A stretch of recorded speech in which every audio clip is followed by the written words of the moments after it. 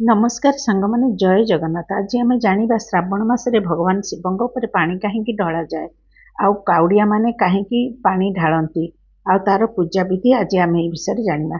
श्रावण मास हिंदू धर्म रे अत्यंत पवित्र और पुण्यमय मास भाव परिगणित। यही मासटी भगवान शिवंकर अति प्रिय बोली विश्वास करती। तेणु यही समय लक्ष लक्ष भक्त शिव मंदिर को जाई शिवों उपर जल अर्पण करिथांती। व्रत पालन करिथांती। ओम नमः शिवाय मंत्र जप करती।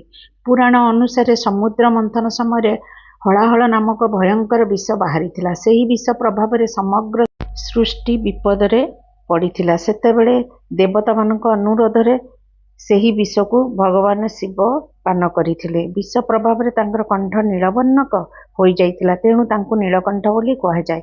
विषर उत्ताप को शांत करने देवता माने तांको उपरे निरंतर जल ढाली थिले। सेही दिन ठारू शिवों उपरे जलाभिषेक करिवार परंपरा रही। सेही समय श्रावण मास पड़िथिला, सेथिमें श्रावण मासरे शिवों उपरे जल ढाली थांती। श्रावण मासरे जलाभिषेक करिवार आउ एक अर्थ होउची पवित्रता, आत्मसमर्पण। जल हेउची जीवनर प्रतीक।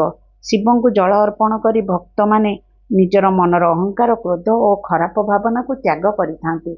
एही मासरे भक्त माने सकाळु स्नान सारी शुद्ध वस्त्र पिंधती। घरर ठाकुर पूजा, सूर्य पूजा समस्त काम सारिकी से मंदिर को जाती। शिवों उपरे जल गंगा जल अर्पण करती। बेलपत्र, चंदन, धूप, दीप, फूल एवं फल अर्पण करी ओम नमः शिवाय मंत्र जप करती। शेषरे सेमाने आळती करी घरर सुख समृद्धि पाई मंगल कामना करिथांती। श्रावण मासरे भगवान शिवों उपरे जल ढालिले बहुत शांति मिले आउ शिवंकर कृपा मध्य मिली थाए। काउड़िया माने यही समय कौन करती, सेमाने जल ढालिबाकू समस्त मंदिर मानकू जाती। काउड़िया माने मानसिक करी विभिन्न मंदिर को जाती।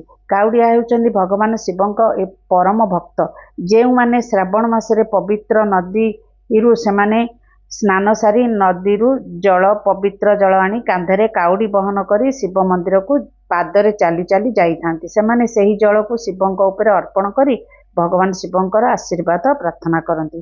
काउड़िया होइची गोटे बाउंसर गोटे दंड, जार दुई पाखरे दुईटी कलश रखी सेमाने ताधरे पानी भर्ती करी कांधरे धरी सेमाने बोल बम हर हर महादेव ध्वनि देई सेमाने खाली पादरे यात्रा करी सेही समय सेमाने उपवास रही थांती। किछि फल खांतीनी किंबा कौनसी भोजन मध्य करि न थांती। जाइकी सेमाने पानी ढाली सारला परे जाइकी सेमाने खाद्य खाई थांती। कई पूरा उपवास रहती, कई सात्विक भोजन करती। जो मान न रही पारती सेमाने अरुआ न खाई थांती।